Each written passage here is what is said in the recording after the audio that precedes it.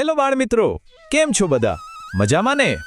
આજે આપણે એક એવી મજેદાર સમજૂતી જોવાના છીએ જે તમને ખડખડાટ હસાવશે અને સાથે સાથે કંઈક નવું પણ શીખવશે. વાર્તાનું નામ છે ચતુર ટીટોળો અને આળસુ વાંદરો. તો ચાલો જંગલની આ અદ્ભુત સફરમાં કૂદી પડીએ. પણ આગળ વધીએ એ પહેલા એક વાત કહો, શું તમે ક્યારેય એવો વાંદરો જોયો છે જેને કંઈ શીખવું ન હોય? સાચું કહેજો હો, મોટાભાગે વાંદરાભાઈ તો કેવા ચંચળ હોય, આમથી તેમ કૂદકા મારે અને આપણી નકલ કર્યા કરે. પણ આજે આપણે જે વાંદરાની વાત કરવાના છીએ ને, એને આખો દિવસ બસ રમવું જ છે, નવું કંઈ શીખવું જ નથી. તો ચાલો જોઈએ કે આ ભાઈસાહેબનું થાય છે શું. તો આપણો પહેલો વિભાગ છે જંગલના બે અનોખા મિત્રો. વિચારો, એક મોટું લીલુંછમ જંગલ છે, ખળખળ વહેતી નદીઓ છે. બસ આ જ સુંદર જગ્યાએ આપણા આ બે પાત્રો રહે છે. અને મજાની વાત એ છે કે આ બંને એકબીજાથી સાવ એટલે સાવ અલગ છે. અહીં જુઓ, એક તરફ છે આપણો ટીમુ ટીટોડો. ટીમુ દેખાવમાં ભલે નાનો છે, પણ ભાઈ એનું મગજ એકદમ તેજ ચાલે. એને રોજ કંઈક નવું જાણવાનો ભારે શોખ. અને બીજી તરફ આ રહ્યા આપણા મોન્ટુ વાંદરાભાઈ, એકદમ તોફાની અને પાછા આળસુ પણ ખરા. આખો દિવસ ઝાડ પર કૂદાકૂદ કરે અને બીજા પ્રાણીઓને છીડવે. મોન્ટુ તો એમ જ કહેતો ફરે કે આ શીખવામાં વળી શું મજા છે, અસલી મજા તો રમવામાં છે. પણ આપણો ટીમુ માનતો કે જ્ઞાન તો હંમેશા કામ આવે. હવે વાર્તામાં આવે છે એક નવો વળાંક. વિભાગ 2, પાણીની અછત અને તૈયારી. થોડા જ દિવસોમાં એ સુંદર જંગલમાં અચાનક એવી તો ભયંકર ગરમી પડવા લાગી કે ન પૂછો વાત. સૂર્યદાદા એટલા કોપાયમાન થયા કે નદીઓનું પાણી ધીમે ધીમે સુકાવા લાગ્યું. હવે આ તો બહુ મોટી મુશ્કેલી કહેવાય, બરાબર ને? બધા પ્રાણીઓ ટેન્શનમાં આવી ગયા. હાથી દાદા તો એટલા ગભરાઈ ગયા કે ડરતા ડરતા બોલી ઉઠ્યા, જો આવું જ ચાલ્યું તો થોડા જ દિવસમાં આખું પાણી ખૂટી જશે. બધા પ્રાણીઓ બિચારા ડરી ગયા કે પાણી વગર જીવીશું કેવી રીતે? પણ બાળમિત્રો, આટલા બધા ટેન્શન વચ્ચે પણ આપણો પેલો નાનકડો ટીમુ એકદમ રિલેક્સ અને શાંત હતો. ખિસકોલીબેનને પણ નવાઈ લાગી કે આ ટીમુ ડરતો કેમ નથી. તો ટીમુ શાંત કેમ હતો? એનો જવાબ એણે બહુ મસ્ત આપ્યો. આગળની તૈયારી જ સમજદારી છે.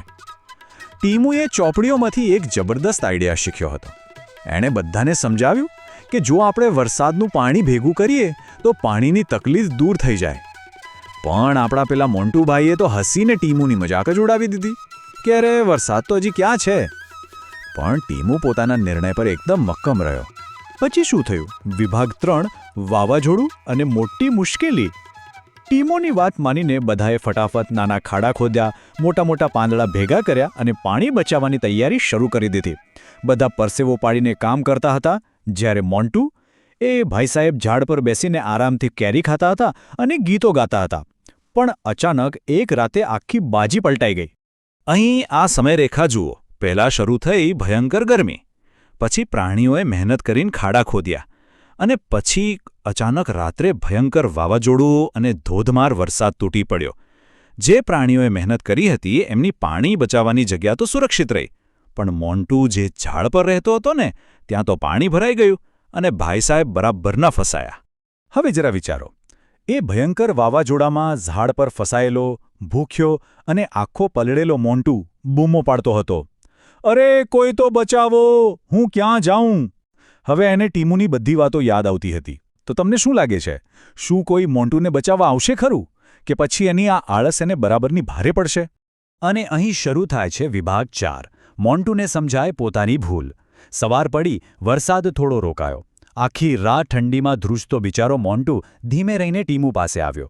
હવે એના ચહેરા પર કોઈ મસ્તી કે હાસ્ય નહોતું, બસ પછતાવો જ હતો. એણે ટીમુની માફી માંગી અને કબૂલ કર્યું કે ભાઈ, મારી ભૂલ થઈ ગઈ. અને અહીં ખબર પડે છે કે ટીમુ કેટલો સાચો મિત્ર હતો. એણે મોન્ટુને માફ કરતા બહુ સરસ વાત કહી.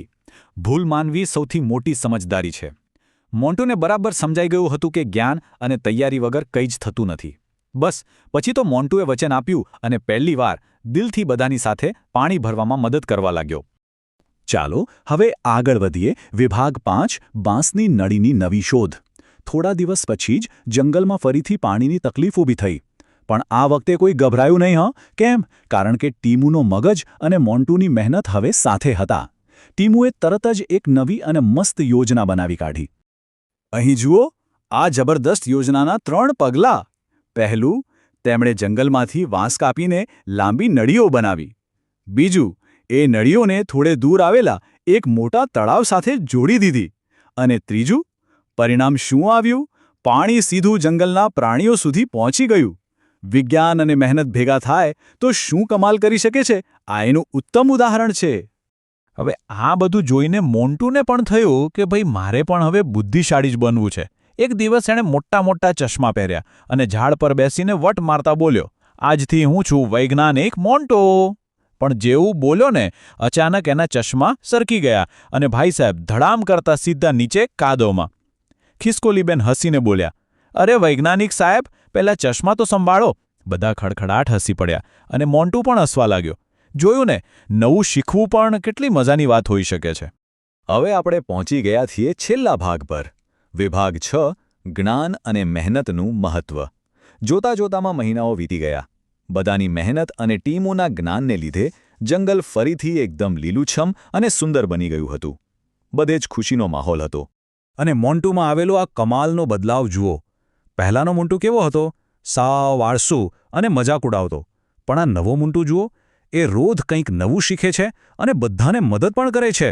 મોન્ટુએ પોતે જ બધાને સમજાવ્યું કે મસ્તી કરવી સારી છે, પણ જ્ઞાન વગરની મસ્તી મુશ્કેલીમાં મૂકી દે છે.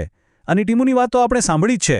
મહેનત અને જ્ઞાન જીવનને એકદમ સરળ બનાવી દે છે. તો બાળમિત્રો, આખી વાર્તાનો સૌથી અગત્યનો પાઠ આપણે હંમેશા યાદ રાખવાનો છે. જે વ્યક્તિ સમયસર શીખે છે અને મહેનત કરે છે, તે ગમે તેવી મોટી મુશ્કેલીમાંથી પણ રસ્તો શોધી જ કાઢે છે. સમયસર તૈયારી કરવી, હંમેશા કંઈક નવું શીખતા રહેવું અને મહેનત કરતાં ક્યારેય ના ડરવું, બસ આ જ સાચી સફળતાની ચાવી છે. અને અંતે તમારા માટે વિચારવા જેવો પ્રશ્ન: જો આપણે પણ રોજ ટીમોની જેમ કંઈક નવું શીખીએ તો આપણું આ જંગલ કેટલું સુંદર બની જાય. અહીં જંગલ એટલે આપણી આજુબાજુની દુનિયા. વિચારો, જો આપણે પણ રોજ નવું શીખીએ, એકબીજાની મદદ કરીએ, તો આપણી આ દુનિયા કેટલી મસ્ત બની જશે, ખરું ને? બસ આ જ સુંદર વિચાર સાથે આપણે આજની આ રોમાંચક સમજૂતી અહીં પૂરી કરીએ છીએ. નવું નવું શીખતા રહો અને હસતા રહો. આવજો.